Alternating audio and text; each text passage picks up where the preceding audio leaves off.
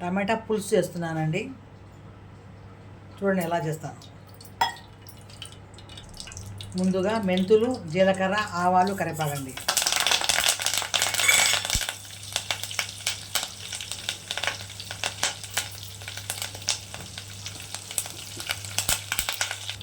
ఉల్లిపాయలు వేయాలండి.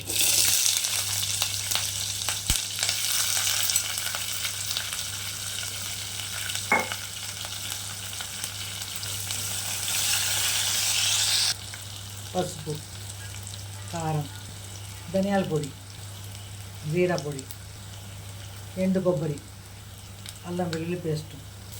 ఈ నూనెలో బాగా ఫ్రై అవ్వాలండి.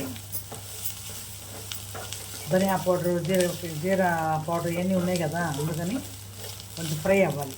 అయితేనే మంచి సువాసన వస్తుంది టమాటా పులుసు చేస్తే.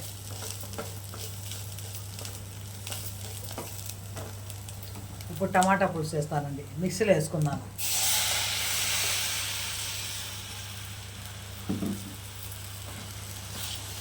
టమాటా మిక్సీలో వేసాను. కొంచెం ఉడగాలి బాగా.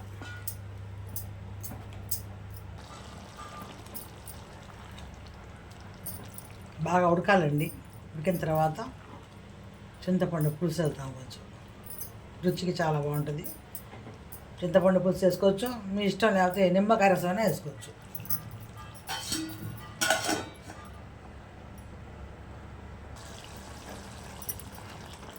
ఇప్పుడు పులుసు వేద్దామండి.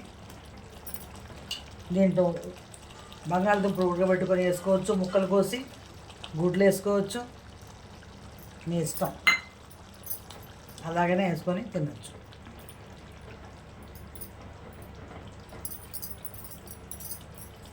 కొంచెం ఉడికితే అయిపోతుందండి టమాటా పులుసు. చాలా బాగుంటుంది, రుచిగా ఉంటుంది. లైక్ చేయండి, షేర్ చేయండి. నా వీడియోస్ కోసం సబ్స్క్రైబ్ చేసుకోండి.